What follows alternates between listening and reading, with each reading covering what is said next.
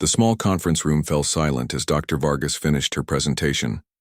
20 pairs of eyes stared at the final slide, which showed a detailed diagram of a camera system installed inside a standard wooden coffin. Nobody spoke for almost 30 seconds. "You want to put a camera inside a coffin with a dead body?" Dr. Chen finally asked, his voice a mixture of disbelief and curiosity. Dr. Vargas nodded, her calm expression never changing. "That's exactly what I'm proposing." The room erupted with voices. Some colleagues leaned forward with interest. Others sat back with crossed arms, shaking their heads. This reaction wasn't unexpected. Dr. Vargas had spent 15 years studying what happens to human bodies after death. But this proposal pushed boundaries even her closest colleagues weren't prepared for. "I understand your concerns," she said, raising her hand to quiet the room. "But think about it. For centuries, we've been burying people without truly understanding what happens underground. Yes, we know the basic science of decomposition, but we've never observed it in real time in actual burial conditions." Dr. Rivera, the department head, rubbed his temples. "Elena, you know I've supported your research for years, but this," he gestured at the screen, "this is going to create a media storm. The university won't back something this controversial." She had expected this reaction. After all, death remained one of society's last taboos. People wanted the comfort of funeral rituals without confronting the physical reality of what followed. "What about the ethics?" asked Dr. Patel from the back row. "Who would even consent to this?" Dr. Vargas clicked to her next slide. "I've already spoken with the Organ Donation Center. There are individuals who donate their bodies to science. With proper informed consent protocols, we could work with someone who specifically agrees to this type of research after their death." The university's ethics advisor, who had been quietly taking notes, looked up. "Even with consent, the review board will have serious questions. What exactly are you hoping to discover that justifies this approach?" Dr. Vargas moved away from her presentation and sat on the edge of the table, her voice becoming more passionate. "Look, we've hit a wall in forensic science. Our methods for determining time of death beyond a few weeks are still shockingly imprecise. This impacts criminal investigations, historical research, even our understanding of archaeology." She pulled up images from her previous research. "And there's more. The microbiome changes that happen after death remain poorly documented. These microorganisms play crucial roles in decomposition, soil health, even ecosystem development. We're talking about potentially discovering new species that only become active in these unique conditions." The room grew quieter as her colleagues considered the scientific merit. Many had built careers on less ambitious research questions. Dr. Wang, who rarely spoke at these meetings, cleared his throat. "The technical challenges alone are enormous. How would you maintain power? Deal with moisture? Ensure data transmission? From underground?" This was a question Dr. Vargas had been waiting for. She motioned to a younger researcher sitting near the door, who stood up with barely contained excitement. "That's where our engineering team comes in," the young researcher explained. "We've designed a system using military-grade sealed cameras with infrared capabilities.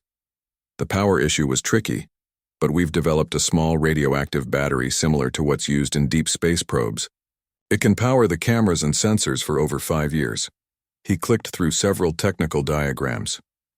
"Data transmission will happen through a buried fiber optic cable, running to a receiver disguised as a grave marker. The whole setup is designed to be undetectable from the outside, maintaining the dignity of the burial site." The room's atmosphere shifted from shock to reluctant interest. Even the most hesitant colleagues couldn't deny the ingenuity of the technical solution. Dr. Rivera sighed heavily. "Even if, and that's a big if, we get ethics approval, the public relations nightmare could damage the whole department's reputation. People are sensitive about death research." Dr. Vargas nodded, understanding his concern. "That's why I propose complete confidentiality until we have results worth publishing. A small team, a private research cemetery plot, and strict non-disclosure agreements for everyone involved." "And what happens when the family changes their mind 6 months in?" asked someone from the back. We would only work with individuals without family conflicts regarding their wishes, Dr. Vargas explained. And we'd have clear protocols for shutting down the experiment if requested by next of kin, despite prior consent. The debate continued for nearly 2 hours. Arguments about scientific value versus ethical concerns bounced back and forth. Religious considerations were raised. Potential legal issues were discussed. Through it all, Dr. Vargas remained patient, answering each objection with well-researched responses. "I'm not saying this will be easy," she admitted as the meeting began to wind down. "But think about the history of medical science. Every major advance faced resistance. The first autopsies were considered sacrilege. The first surgeries were seen as butchery. Even organ donation was controversial not that long ago." She looked around at her colleagues. Yet each of these steps taught us something invaluable about ourselves. This is no different. The following weeks blurred together as Dr. Vargas navigated endless meetings with ethics committees, university lawyers, and reluctant administrators. Each day brought new objections, new forms to file, new compromises to make. The Ethics Review Board initially rejected the proposal outright. They cited concerns about dignity, religious objections, and potential psychological impact on staff involved in the burial. But Dr. Vargas wasn't deterred. She revised the proposal, added more safeguards, and found precedents in other fields of research. She brought in experts in bioethics to consult on the protocol. She developed a comprehensive psychological support plan for her team. "I don't understand why you're fighting so hard for this particular approach," the head of the ethics committee told her after their third meeting.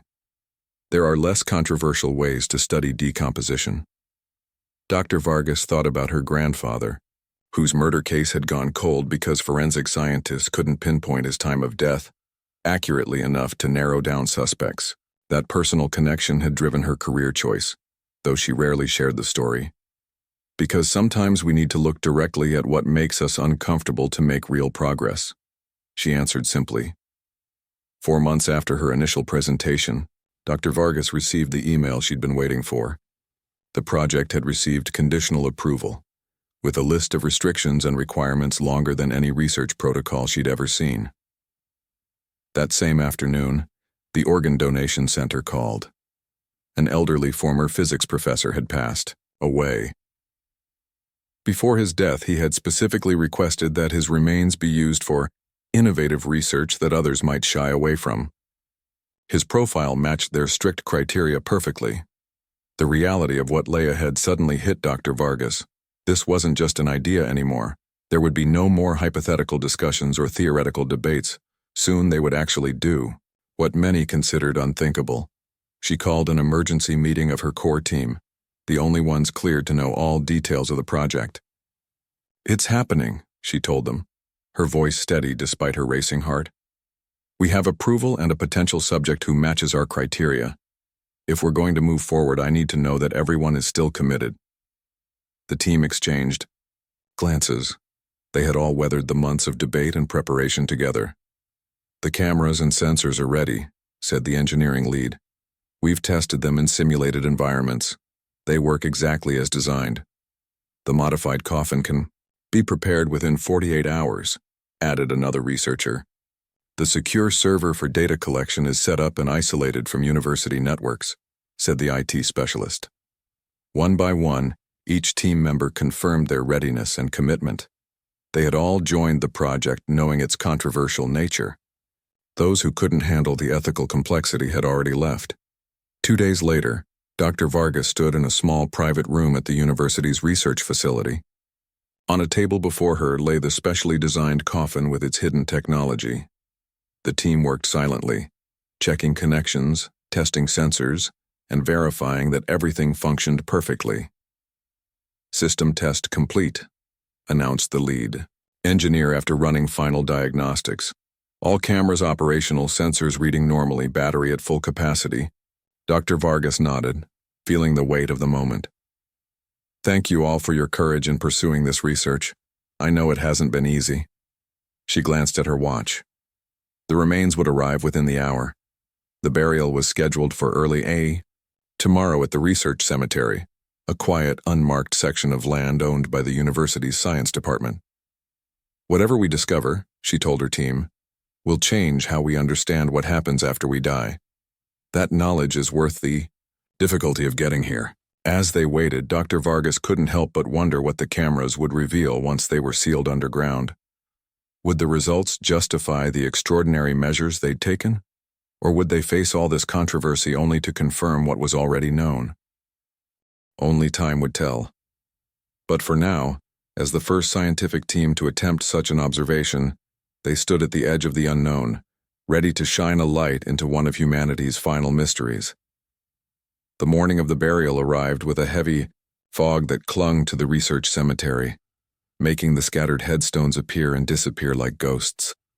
Dr. Vargas pulled her car into the small gravel lot at 5:30 a.m., well before the scheduled time. She wanted a moment alone to collect her thoughts. This wasn't just another experiment. What they were about to do would cross a line that science had respected for centuries. Even with all the approvals and consent forms, she couldn't shake a feeling of unease. She walked to the perimeter of the small cemetery, her shoes collecting dew from the tall grass. The research cemetery was intentionally isolated, situated on university land but hidden behind a grove of pine trees. Only a handful of people even knew it existed. The sound of tires on gravel announced the arrival of her team. They emerged from their vehicles quietly, faces serious as they nodded greetings to each other. Nobody spoke much. The weight of the moment seemed to demand silence. "The transport van will be here in 20 minutes, Dr. Vargas told them. "Let's do one final systems check before they arrive." The specialized coffin had been moved to a small maintenance building at the edge of the cemetery the previous evening. Inside, the team's engineering lead was already running diagnostics on the equipment. "How's it looking?" Dr. Vargas asked. "All systems are responding perfectly," he replied, not looking up from his tablet. "Cameras 1 through 4 show clear images. The infrared is picking up heat signatures from our test objects. Motion sensors are calibrated to extreme sensitivity." He swiped through several screens of data. "Battery is showing full charge, and the data transmission to our secure server is encrypted and functioning." Dr. Vargas looked at the coffin. From the outside, it appeared completely normal, polished wood with simple brass handles. Only when opened could anyone see the tiny cameras embedded in the lid and corners, their lenses no bigger than pencil tips. Sensors were hidden within the wood grain itself. The data cable, thin as fishing line, would run underground to the monitoring station disguised as a maintenance shed 50 yards away. "And you're certain nothing will be visible once it's closed?" she asked. "Absolutely certain," another team member responded.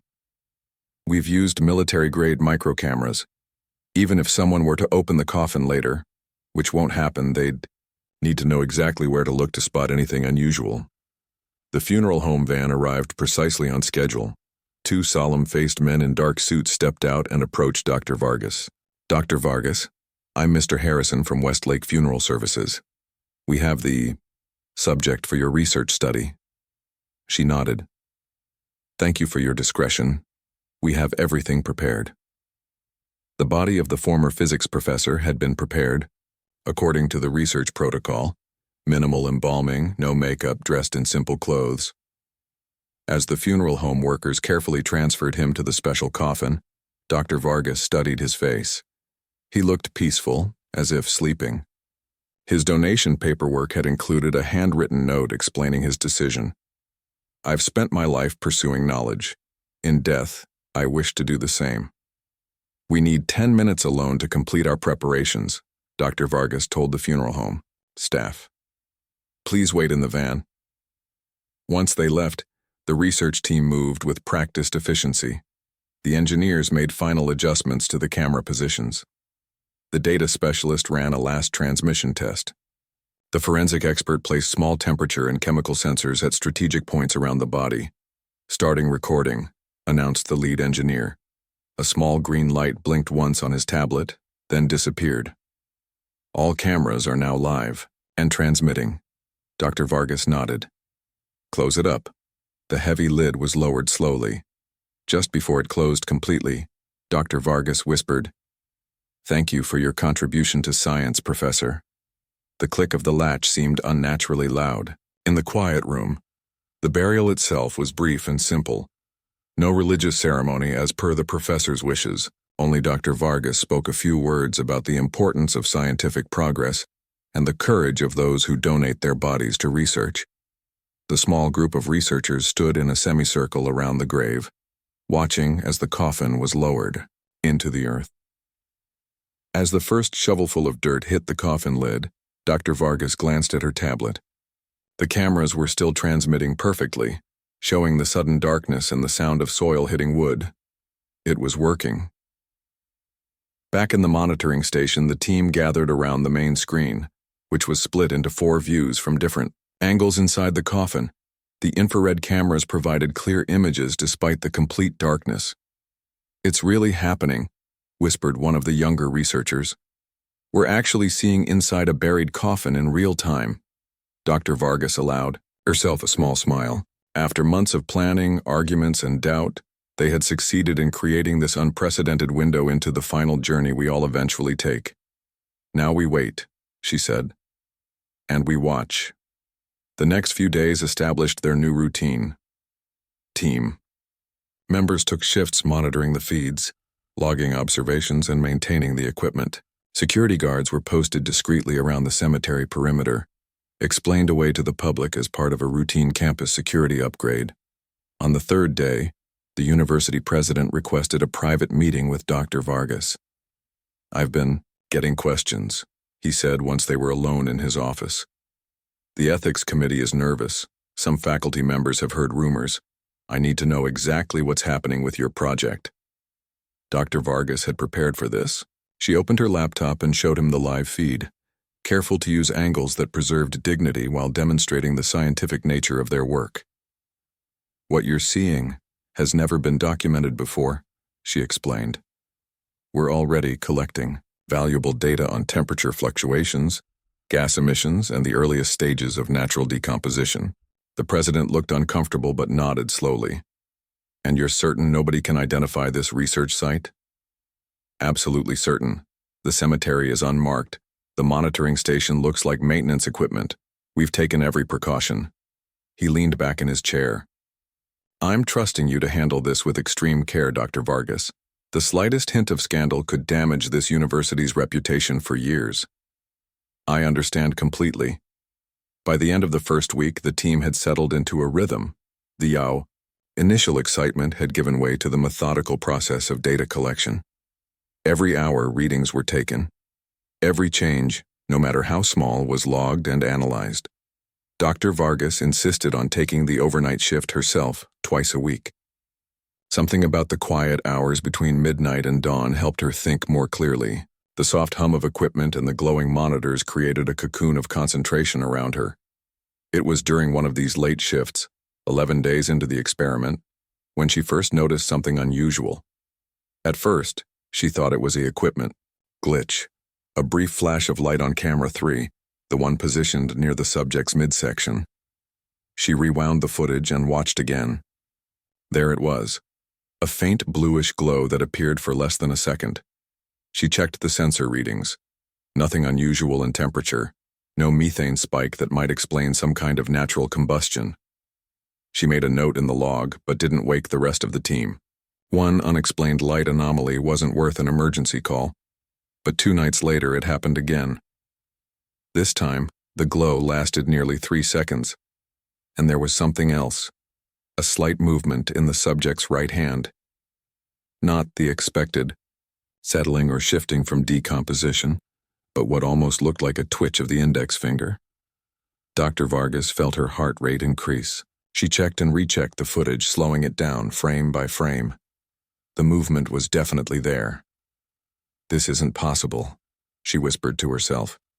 She immediately called the engineering lead, despite it being 3:47 a.m. "I need you to check the camera systems remotely," she told him. "I'm seeing anomalies that might indicate equipment failure." Within minutes, he was connected to the system from his home. "All diagnostics show the cameras are functioning normally," he reported after running several tests. "No sign of image distortion or digital artifacts. Whatever you're seeing is actually happening in there." Dr. Vargas thanked him and hung up. She stared at the screens, her scientific mind racing through possible explanations. Bioluminescent bacteria sometimes appeared during decomposition, but not this early, and not with that particular color signature. The movement could be explained by gas buildup causing muscle contraction, but the pattern didn't match known post-mortem movements. She spent the rest of her shift reviewing every second of footage from the past 12 days, looking for any earlier signs she might have missed. There were none. Whatever was happening had just begun. As the sun rose, casting long shadows across the cemetery, Dr. Vargas made a decision. She would tell the team about her observations, but they would keep it among themselves until they had more data. The wire? Last thing she wanted was to spark sensationalism before they understood what they were seeing. One thing was certain: the experiment that had begun as a study of natural decomposition had just become something far more intriguing, and potentially far more controversial. In her 15 years of studying death, Dr. Vargas had never encountered anything like this. For the first time since the project began, she felt a chill that had nothing to do with the early morning air. Dr. Vargas called an emergency team meeting at 7:30 that morning. The small monitoring station felt crowded with all 8 researchers squeezed inside. She had made coffee, which steamed in paper cups clutched by tired hands. "Before I show you what I found, I want to remind everyone of our confidentiality agreement," she said, looking each person in the eye. "What happens in this room stays in this room until we have solid scientific explanations." She dimmed the lights and played the footage from the night before. The team watched in complete silence as the bluish glow appeared and then the subtle movement of the subject's finger. "Play it again," said Dr. Chen, leaning forward. She did, this time in slow motion. "That's not normal decomposition," the forensic expert said, stating what everyone was thinking. "Could it be equipment malfunction?" asked one of the younger researchers. Dr. Vargas shook her head. "We've run diagnostics. The cameras are working perfectly." "Gas buildup causing muscle contraction?" suggested another.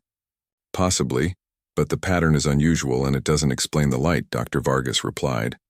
The room fell silent again as everyone considered the implications. "We need more data," Dr. Rivera finally said. "Let's increase monitoring to constant observation, with 2 people on shift at all times."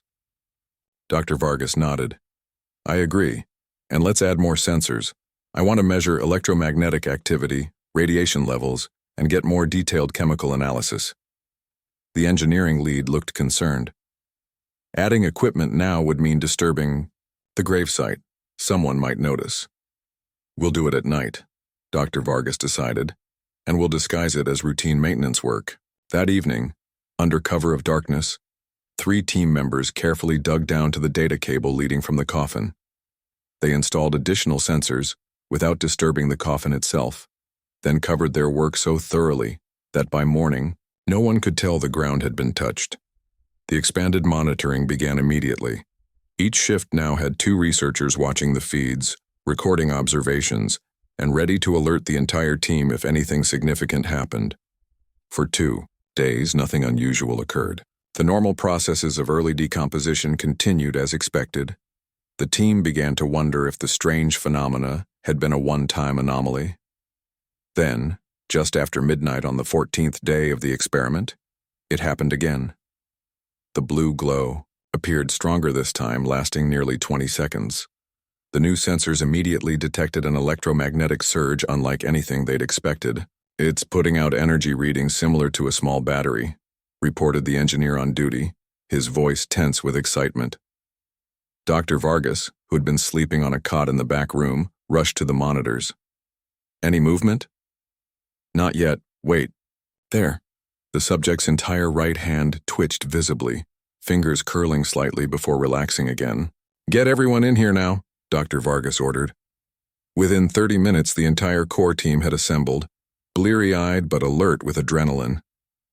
"The new sensors are picking up electrical activity that shouldn't be possible," explained the lead engineer, pulling up the data. "It's like watching a weak current running through the body's remaining nervous system." "That's impossible," said Dr. Chen. "Nerve conduction stops completely at death." "I know what the textbooks say," replied Dr. Vargas. "But we're watching." Something different happened right in front of us. The forensic expert studied the readings carefully. Could it be some kind of bacterial electricity generation? There are microbes that create electrical fields during decomposition. "Not this strong and not this organized," Dr. Vargas said. "Look at the pattern." She pointed to a graph showing the electrical impulses. They weren't random. They showed a rhythm almost like a very slow heartbeat. "I think we need to consider possibilities beyond standard decomposition," she said carefully. "We may be witnessing a previously undocumented biological process." The team worked through the night, analyzing the data, comparing readings, and developing theories. By morning, they had more questions than answers, but one thing was clear. They had stumbled onto something profound. Over the next week, the phenomena continued to evolve. The blue glow appeared more frequently, sometimes lasting several minutes. The electrical impulses grew stronger, and most disturbing of all, the movements became more pronounced, not just fingers twitching, but occasionally an entire arm shifting slightly. "We need to bring in outside experts," Dr. Rivera suggested during their daily briefing. "This goes beyond our areas of expertise." Dr. Vargas had been considering this too. "If we do that, we risk word getting out before we understand what's happening. The media would have a field day. Scientists watch body move in Coffin. Can you imagine the headlines?" "But what if we're missing something important?" pressed Dr. Rivera. "What if this has medical implications we're not seeing?" It was a valid point. After much debate, they decided to bring in just one outside consultant, a neurologist who had worked with the university before and was known for both his expertise and his discretion. Dr. Nakamura arrived the following evening. He signed the confidentiality agreements without hesitation and listened carefully as Dr. Vargas explained the experiment and showed him the footage they'd collected. "Fascinating," he said, his expression revealing nothing. "And you're certain this isn't equipment error?" "Absolutely certain," Dr. Vargas confirmed. "We've run every diagnostic possible." Dr. Nakamura studied the electrical readings for nearly an hour before speaking again. "These patterns," he said finally, "remind me of something I've seen in deep coma patients. A type of minimal brain activity that persists even when all other indicators suggest brain death." The team exchanged glances. "Are you saying the subject might still have some form of brain activity?" Dr. Vargas asked, trying to keep her voice steady. "No, not consciousness as we understand it," Dr. Nakamura clarified, "but perhaps some primitive neural processes that continue longer than we previously thought possible. The electrical patterns are similar to what we see in the brainstem during the final stages of shutdown." It was both a relief and a new source of questions.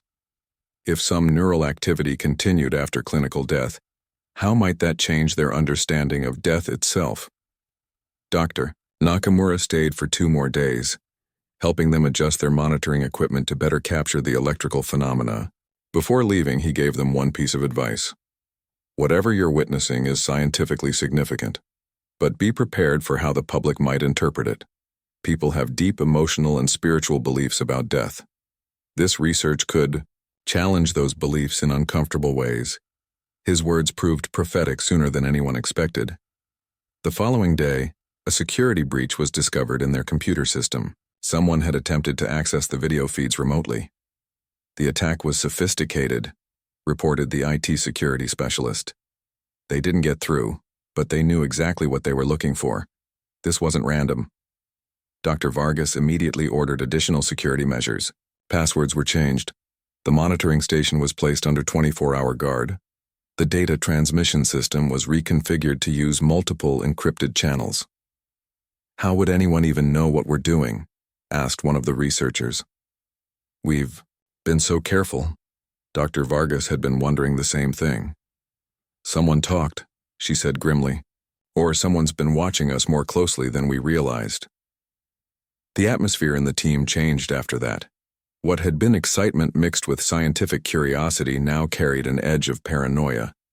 They began checking for surveillance devices, speaking in hushed tones even within their secure facility, and looking over their shoulders when coming and going from the site.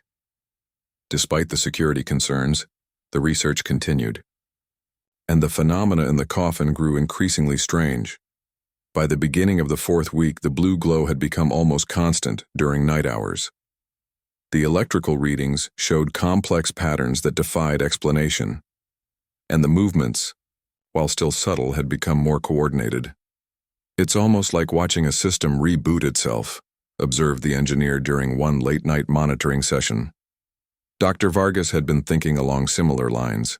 What if death wasn't the abrupt, and they'd always believed, but rather a gradual powering down with some systems continuing to function in new ways? As she walked the perimeter of the cemetery one evening, watching the sun set behind the trees, she couldn't shake the feeling that they were standing at the edge of a discovery that would change humanity's understanding of life and death forever.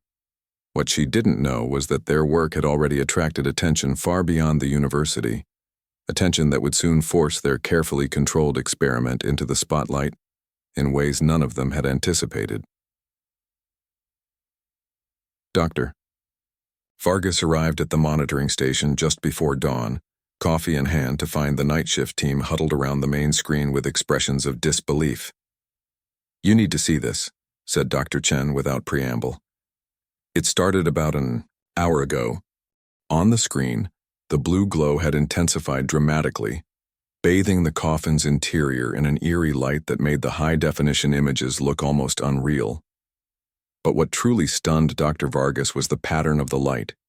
It was pulsing, in rhythmic waves, emanating from the center of the subject's chest and spreading outward.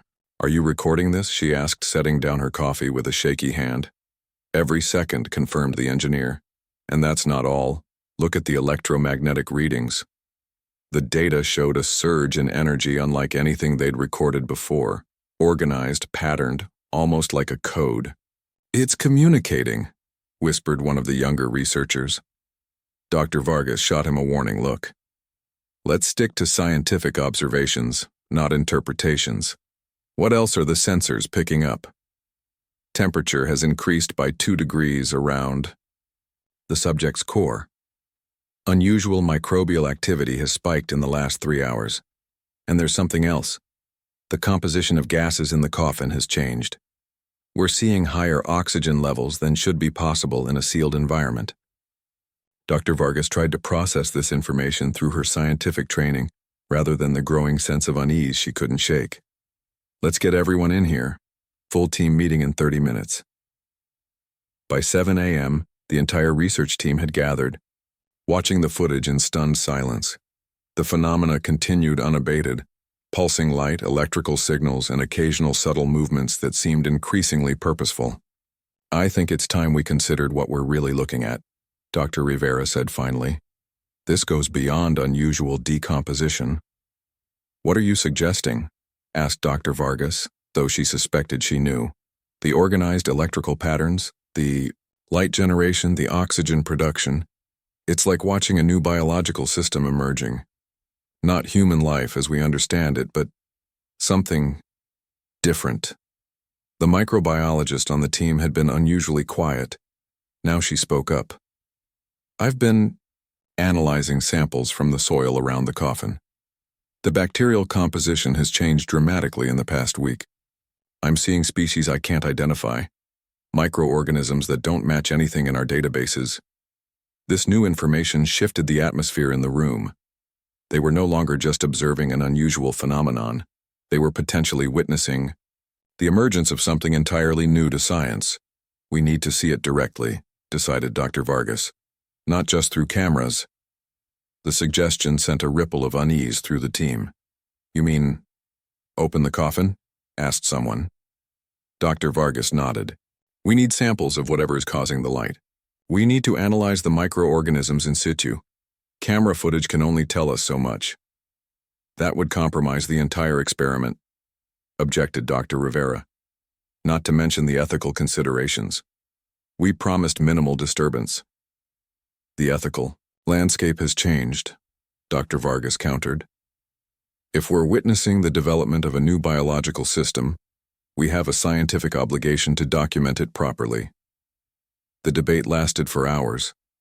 Some team members argued that opening the coffin would destroy the very environment they were studying. Others worried about contamination, both of the site and potentially of themselves. A few expressed concerns that whatever was happening might be dangerous. In the end, they reached a compromise.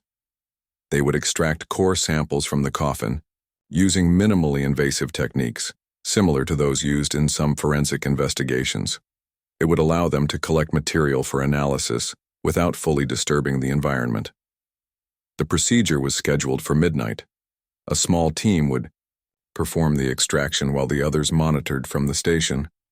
They prepared specialized equipment, protective gear, and collection containers for the samples. As darkness fell over the cemetery, an unexpected visitor arrived. The university president's car pulled up to the monitoring station, its headlights cutting through the gloom. "Dr. Vargas," he said grimly as he stepped from the car. "We need to talk." He held up his tablet showing a news website with the headline, "University Conducting Secret Coffin Experiments." The article was vague, with no specific details about their research, but it mentioned unusual activities at a hidden research cemetery on university grounds. "How did they find out?" Dr. Vargas asked, though she had suspected something like this might happen after the security breach. "That's not important right now," the president said. "What matters is containment. The university's reputation is at stake. I need you to shut this down immediately." Dr. Vargas felt a flash of anger. "Shut it down? We're on the verge of a discovery that could redefine our understanding of biological processes after death." "This is exactly the kind of sensationalism I was worried about," he replied. "Whatever you think you found, the public will turn it into a circus. Scientists disturb the dead isn't a headline this university can afford." She took a deep breath. "Give us 48 hours. We're about to collect samples that could provide concrete scientific evidence. Once we have that, we can present our findings properly through peer-reviewed channels." The president hesitated, clearly torn between scientific curiosity and public relations concerns. 24 hours, he said finally. "Then I want everything shut down and the site returned to its original state." After he left, Dr. Vargas gathered the team.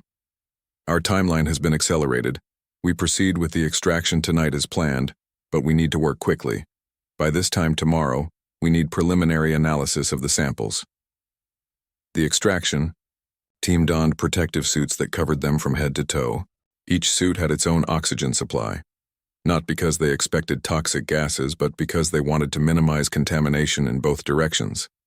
At precisely midnight, they carefully removed a small section of soil above the coffin. Using a specialized drilling tool, they created a narrow channel through the coffin lid, just wide enough to insert a collection probe. The moment the drill broke through, the sensors in the monitoring station went wild. The electromagnetic readings spiked dramatically. The blue light intensified to almost painful brightness on the video feed. "Something's happening," reported the engineer through the communication system. "Whatever's in there is reacting to the intrusion." The extraction team paused, uncertain whether to continue. "Proceed," Dr. Vargas instructed over the radio, "but be ready to pull out at my signal." They lowered the collection probe, a flexible tube with a small camera and sampling mechanism at its end. As it descended into the coffin, the camera transmitted images back to the monitoring station. What they saw left everyone speechless. The body was surrounded by a network of delicate, luminous filaments, like glowing cobwebs that pulsed with the blue light they'd been observing. These filaments connected to each other in complex patterns, forming something that looked disturbingly like a nervous system. "My God," whispered Dr. Chen. "It's building something." The collection probe took samples of the filaments and the unusual microbial growth visible on and around the body. As soon as the samples were secured, Dr. Vargas ordered the team to withdraw and reseal the opening. Back in the lab section of the monitoring station, analysis began immediately. Microscopes revealed something astonishing. The microorganisms weren't just unusual, they were working together in a way that suggested collective behavior. The filaments contained both bacterial and fungal components, along with unidentified cellular structures that resembled neurons. "It's a network," explained the microbiologist, her voice filled with wonder. These organisms are forming connections, communicating with each other. I've never seen anything like it. Further tests showed that the network was generating both the electrical signals and the blue bioluminescence they'd been observing. It appeared to be using the body's remaining organic material as both food and structural support. It's not decomposition in the traditional sense, Dr. Vargas realized. It's transformation. The microbiome isn't just breaking down the body, it's repurposing it. As dawn approached, the team assembled their preliminary findings. What they had discovered went beyond anything in current scientific literature. The microorganisms in the coffin weren't just consuming the remains. They were creating something new, a complex biological network that shared characteristics with neural systems. "What do we tell the president?" asked Dr. Rivera. Dr. Vargas considered, carefully. "The truth, that we've discovered a previously unknown biological process that occurs after death, that it has profound implications for our understanding of decomposition, the human microbiome, and possibly even the definition of life itself. And if he still insists we shut down the experiment," Dr. Vargas looked at the screens showing the glowing network inside the coffin, a discovery that could change science forever. "Then we make sure our findings are documented so thoroughly that they can't be ignored or covered up," she said firmly. "This doesn't belong just to us, or to the university. This belongs to humanity." What none of them realized yet was that the network in the coffin was still growing, still evolving, and that the samples they'd collected were already behaving in ways that would raise even more profound questions about the boundary between life and death. Morning light streamed through the small windows of the laboratory as Dr. Vargas prepared for her meeting with the university president. She had been awake for nearly 30 hours straight, fueled by coffee and the kind of excitement that comes once or twice in a scientific career. The samples collected from the coffin had revealed something that defied all conventional understanding. "Are you sure about these results?" she asked the microbiologist, who looked as exhausted as she felt. "We've run the tests 3 times, he confirmed. "The network isn't just growing, it's organizing itself. The structures it's forming resemble neural pathways, and the DNA sequencing shows something even more bizarre. These aren't just random microorganisms. They've always been part of the human microbiome, dormant until death." This was the most startling discovery of all. The extraordinary biological network they were witnessing wasn't an external infection or contamination. It was composed of microorganisms that live within all humans, activated only after death under the right conditions. "It's like a second system hiding inside us our entire lives," mused Dr. Vargas. Waiting. The lab door opened and Dr. Rivera entered, his expression grim. "You need to see this," he said, holding up his phone. The news headline made Dr. Vargas's stomach drop. "Controversial death experiment at University sparks ethics investigation." The article had more details than the previous one. Specific mentions of cameras in a coffin, real-time monitoring of decomposition, and unnamed sources expressing ethical concerns. "Someone on the team is talking to the press," Dr. Rivera said, quietly. Before Dr. Vargas could respond, her phone rang. The university president, an hour early for their scheduled meeting. "I'm on my way to your facility now," he said without preamble. "And I'm bringing the chairman of the ethics committee and the university legal counsel. This ends today." Dr. Vargas looked around at her team. Dedicated scientists on the verge of a groundbreaking discovery, now facing the very real possibility that their work would be shut down before they could fully understand what they'd found. "Prepare everything," she told them. "All the data, all the analysis, all the footage. We need to make a case they can't ignore." She turned to the engineer. "And make backups of everything. Multiple copies, stored in different locations." The team moved with urgent purpose, organizing their findings into a presentation that might save their research. They had less than an hour to prepare for a meeting that could determine whether one of the most significant scientific discoveries in human history would see the light of day or be buried alongside its subject. As they worked, Dr. Vargas slipped away to the monitoring station for one last look at the phenomenon they'd been studying. The blue network inside the coffin had continued to grow overnight, its glowing filaments now covering nearly the entire interior space. The patterns of light pulsed with an almost hypnotic rhythm. The sound of vehicles pulling up outside pulled her attention away from the screens. Through the window, she could see 3 cars, the president's familiar sedan and 2 others. The moment of reckoning had arrived. Dr. Vargas met them at the door, professional and composed despite her exhaustion.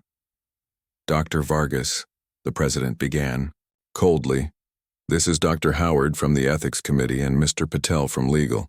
As I explained on the phone, we're here to shut down this experiment immediately." "Before you make that decision," she replied, "I ask that you give us 30 minutes to show you what we've discovered. It's unlike anything documented in scientific literature." The president hesitated, but Dr. Howard from Ethics spoke up. "I think that's reasonable. I'd like to understand exactly what's been happening here." They followed Dr. Vargas into the main laboratory, where the team had prepared their presentation. The large central screen showed microscope images of the neural-like network alongside data charts and analysis results. For the next half hour, the team presented their findings with calm professionalism. They explained how the cameras had first detected unusual light phenomena, how the additional sensors had recorded unexpected electrical activity, and how the samples had revealed a complex biological network forming from microorganisms that exist within all humans. "What you're seeing isn't just unusual decomposition," Dr. Vargas explained. "It's a transformation process that has likely been occurring throughout human history, unobserved until now. These microorganisms activate after death and begin to form organized structures that communicate with each other using electrical signals and bioluminescence."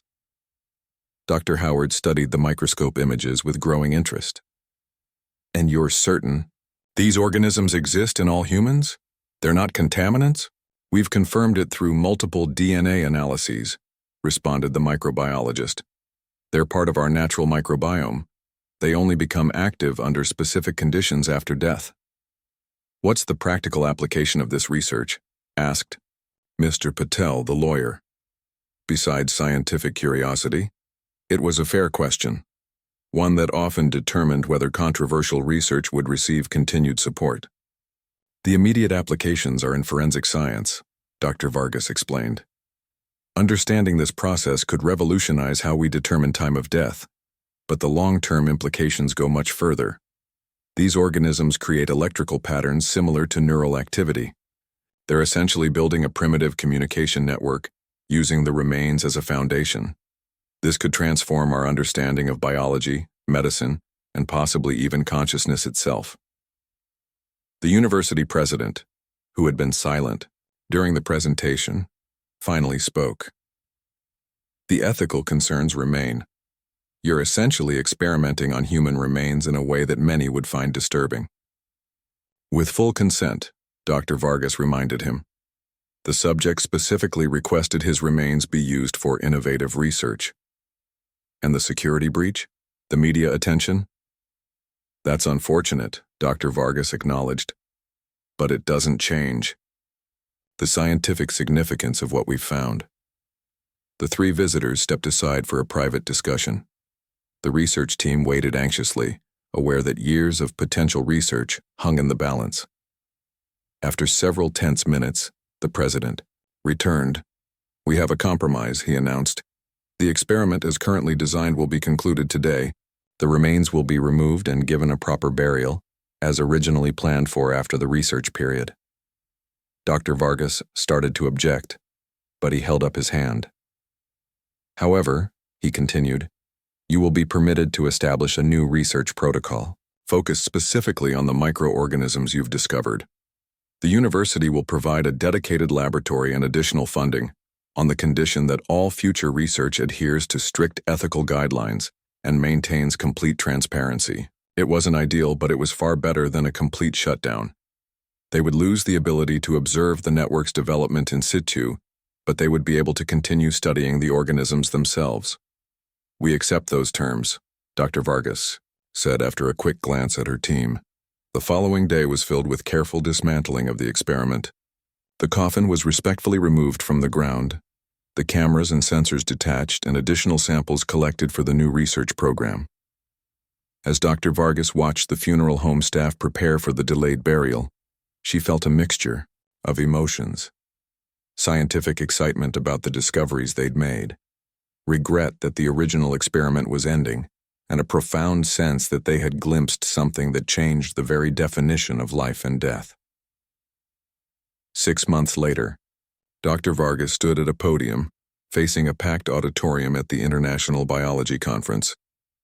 Behind her, a large screen showed microscope images of the neural-like networks they had continued to study in their new laboratory. What we originally observed in a single case has now been replicated under controlled conditions, she told the audience of scientists from around the world. These microorganisms, which we have named Lazarus bacteria, after the biblical figure who rose from the dead, exist within all humans. After death, they activate and begin to form complex networks that communicate through electrical signals and bioluminescence. She clicked to the next slide, showing time-lapse footage of the network formation. We believe these organisms represent a previously undiscovered biological system that has evolved alongside human development. They remain dormant during life, but activate upon death to create a secondary system that serves an as-yet unknown purpose. Our research suggests they may play a role in returning human organic material to the ecosystem in a more organized way than previously understood. The questions that followed were probing and skeptical, as she had expected. Revolutionary. Ideas were always met with resistance in the scientific community, but the data was compelling, and their methodology had been impeccable. As the conference continued over the next few days, Dr. Vargas found herself surrounded by researchers eager to collaborate, to expand the work, to explore the implications of what her team had discovered. In quiet moments, she often thought back to that first night when she had seen the strange blue glow on the monitor. What had begun as an unconventional experiment to study decomposition had led to a discovery that was rewriting textbooks and opening entirely new fields of research. The most profound questions remained unanswered.